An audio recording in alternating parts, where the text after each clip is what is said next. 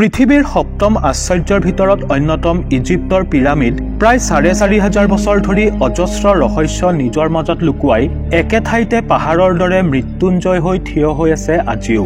কোনো আধুনিক প্ৰযুক্তিবিদ্যা অবিহনে গিজাৰ ৪৮১ ফুট উচ্চতাৰ পিৰামিড কেৱল মাত্ৰ মানুহৰ দ্বাৰা নিৰ্মাণ কৰা হৈছিল, যি আজিও আধুনিক বিশ্বক হতভম্ব কৰি আহিছে। ১৮৭০ চনৰ পূৰ্বে মানুহে বিশ্বাস কৰিছিল যে এই পিৰামিডবোৰ মানুহৰ দ্বাৰা নিৰ্মিত স্মৃতিস্তম্ভ নহয়, বৰঞ্চ আন গ্ৰহৰ প্ৰাণীয়েহে হয়তো এইবোৰ নিৰ্মাণ কৰিছিল। কিন্তু আজিৰে পৰা প্ৰায় ১৫০ বছৰৰ পূৰ্বে যি ঘটিছিল তাৰ বাবে পিৰামিডৰ লগত জড়িত বহুতো ৰহস্য ফাদিল হৈ যায় আৰু তাৰ পাছৰ পৰাই মিছৰ আৰ্কিঅলজিষ্টসকলৰ ঘাটি হৈ পৰে। এই ঘটনাৰ সূত্ৰপাত হয় আজিৰে পৰা প্ৰায় ১৫০ বছৰ পূৰ্বে। ১৮৭০ চনত যেতিয়া এজন পথিক পিৰামিডৰ কাষেৰে পাৰ হৈ গৈ আছিল, হঠাৎ তেওঁ নিজৰ পথত এটি শিয়াল দেখিবলৈ পায়। পথিকজনে যেতিয়া শিয়ালটো খেদিবলৈ শিল দলিয়াই, শিয়ালটোৱে লগে লগে লৰ মাৰি পিৰামিডত থকা এটি সুৰংগ পথেৰে ভিতৰলৈ সোমাই যায়। এই সকলোবোৰ তেওঁৰ চকুৰ সন্মুখতে ঘটে। তেওঁ জনাই নাছিল যে পিৰামিডৰ ভিতৰত সুৰংগ পথো থাকিব পাৰে।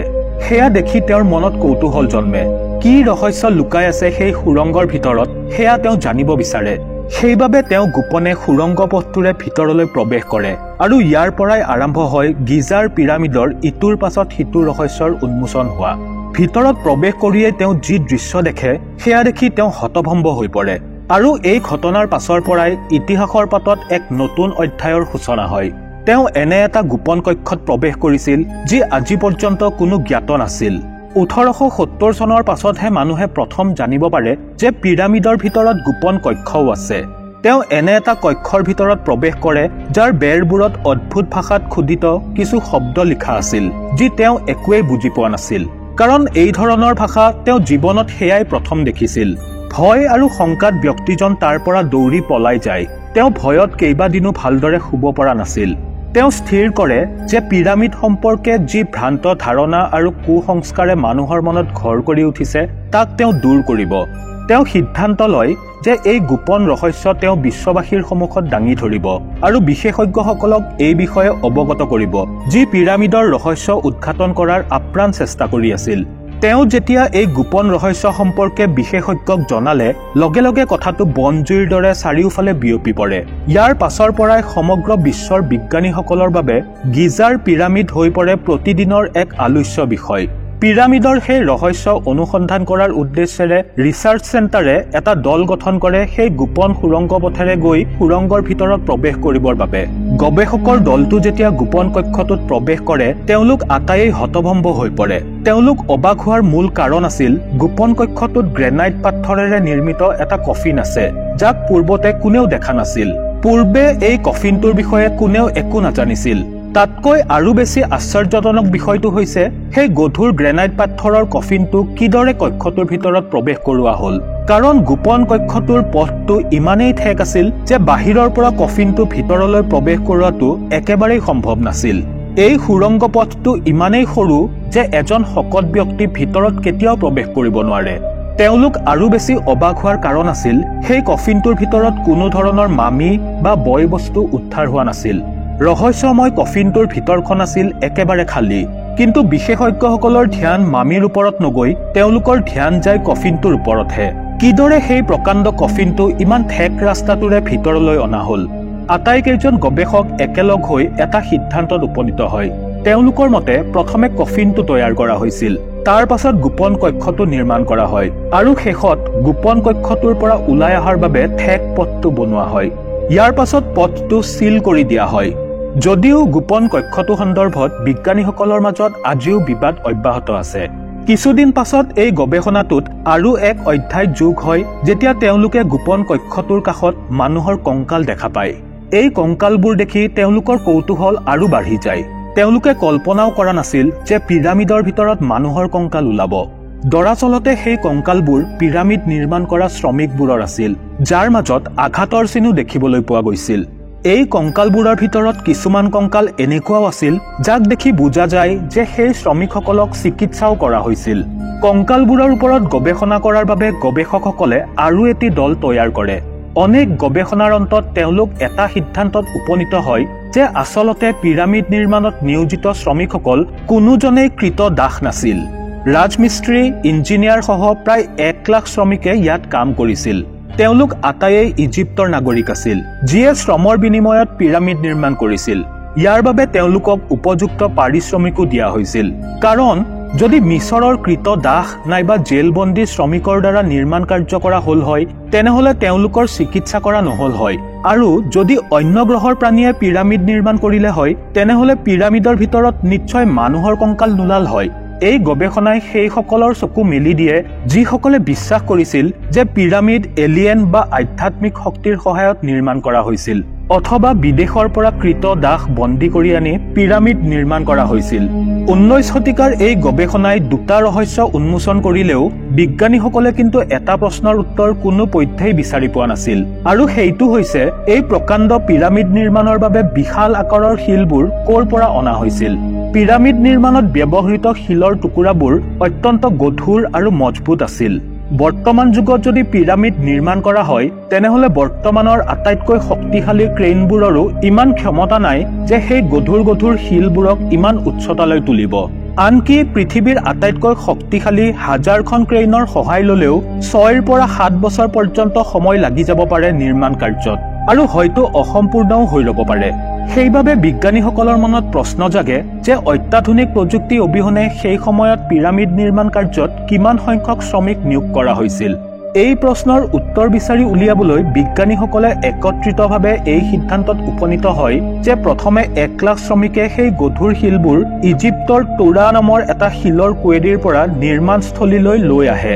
তাৰ পাছত 70,000 কেজি ওজনৰ শিলৰ ব্লকবোৰ এটা এটাকৈ জোৰা লগাই বহুৱাই দিয়ে, আৰু এইদৰে গিজাৰ পিৰামিড নিৰ্মাণ কৰা হৈছিল। বিজ্ঞানীসকলৰ এই যুক্তি মানি ললেও কিছু বুদ্ধিজীৱীয়ে আকৌ নতুনকৈ প্ৰশ্ন তোলা আৰম্ভ কৰে যে এই দৈত্যাকৃতিৰ পিৰামিডবোৰৰ নিৰ্মাণৰ আঁৰৰ প্ৰকৃত উদ্দেশ্য কি আছিল। কিয় তেওঁলোকে এই সুবিশাল আকৃতিৰ পিৰামিডবোৰ নিৰ্মাণ কৰিছিল? কাৰণ পিৰামিড নিৰ্মাণ হৈছে 23 লাখ শিলেৰে, আৰু প্ৰতিটো শিলৰ ব্লকৰ ওজন 70,000 কেজি। তেনেহলে কি উদ্দেশ্যেৰে মিছৰৰ ৰজা বা শাসকে 1 লাখ শ্ৰমিকক এই বিপদজনক কামত নিয়োগ কৰিছিল? কেৱল সেয়ে নহয়, এই পিৰামিডৰ ভিতৰত গোপন কক্ষও নিৰ্মাণ কৰা হৈছিল। তাৰ ভিতৰত আকৌ গ্ৰেনাইট শিলেৰে তৈয়াৰ কৰা হৈছিল কফিন। তেনেহলে নিশ্চিতভাৱে এই পিৰামিড নিৰ্মাণৰ আঁৰত কোনো গোপন ৰহস্য লুকাই আছে। সমগ্ৰ বিশ্বই জানে যে পিৰামিড হৈছে প্ৰাচীন মিছৰৰ ৰজা বা ৰাণীৰ মৃতদেহক মামি কৰাৰ পাছত ৰখাৰ বাবে নিৰ্মাণ কৰা ত্ৰিভুজ আকৃতিৰ এটি বিশেষ ধৰণৰ কবৰ, যাক মিছৰীয় ভাষাত পিৰামিড বুলি কোৱা হয়, আৰু সেইবাবেই পিৰামিড নিৰ্মাণ কৰা হৈছিল। কিন্তু এই গৱেষণাৰ পাছত থিয়ৰিটো বাতিল কৰা হয়। গৱেষকসকলৰ মতে প্ৰাচীন মিছৰবাসী ইমান বুৰ্বক নাছিল যে কেৱল মাত্ৰ ৰজা আৰু ৰাণীৰ মৃতদেহক কবৰ দিয়াৰ বাবেই ইমান বছৰ ধৰি এই সুবিশাল ষ্ট্ৰাকচাৰটো নিৰ্মাণ কৰিব। নিশ্চিতভাৱে ইয়াৰ আঁৰত উদ্দেশ্য আছিল আন কিবাহে। যথেষ্ট গৱেষণাৰ অন্তত এই ৰহস্যটো উন্মোচন কৰিবলৈ সক্ষম হয় গৱেষকসকল। দৰাচলতে প্ৰাচীন মিছৰৰ লোকসকলে বিশ্বাস কৰিছিল যে মৃত্যুৰ পাছত মৃত ব্যক্তিজন অন্য এটা গ্ৰহলৈ গুচি যায়, আৰু সেই অন্য গ্ৰহ বুলি কওঁতে তেওঁলোকে আকাশখনক বুজাইছিল। প্ৰাচীন মিছৰবাসীয়ে বিশ্বাস কৰিছিল যে মৃত্যুৰ পাছত ব্যক্তিজন তৰালৈ ৰূপান্তৰিত হয়, আৰু আকাশত তৰা হৈ তাৰ পৰাই নিজৰ প্ৰিয়জনক দেখা পাই থাকে, আৰু সেইবাবেই তেওঁলোকে পিৰামিড নিৰ্মাণ কৰিছিল। এইখিনিতে প্ৰশ্ন হোৱাটো স্বাভাৱিক যে পিৰামিডৰ সৈতে তৰাৰ সম্পৰ্ক ক'ৰ পৰা আহিল? এই সম্পৰ্ক সৃষ্টি হোৱাৰ মূল কাৰণ হ'ল পিৰামিডৰ ডিজাইন, যিয়ে বিজ্ঞানীসকলকো বহুদিনলৈ চিন্তিত কৰি ৰাখিছিল। এনেকুৱা কি কাৰণ আছিল যে পিৰামিডক ইমান নিখুঁতভাৱে নিৰ্মাণ কৰা স্বত্তেও তেওঁলোকে তিনিওটা পিৰামিডক একে লাইনতে ৰখা নাছিল? সেই যুগৰ ইঞ্জিনিয়াৰসকলে পিৰামিড নিৰ্মাণত 1 ইঞ্চিও ত্ৰুটি ৰখা নাছিল, কিন্তু তথাপিও কিয় তেওঁলোকে এই পিৰামিডবোৰৰ স্থান ইটোৰ পাছত সিটোকৈ এডাল সমান লাইনতে ৰখা নাছিল? এই প্ৰশ্নটো উঠে তেতিয়াহে যেতিয়া পিৰামিডৰ এৰিয়েল ফটোগ্ৰাফি লোৱা হয়। বহুতো গৱেষণাৰ অন্তত এই কথা পোহৰলৈ আহে যে তিনিওটা পিৰামিডক ইচ্ছাকৃতভাৱে সমান্তৰালকৈ বনোৱা হোৱা নাছিল। বিশেষজ্ঞসকলৰ মতে প্ৰাচীন মিছৰবাসীয়ে অৰিয়ন বেল্টৰ 3টা তৰামণ্ডলৰ ওপৰত বিশ্বাস কৰিছিল।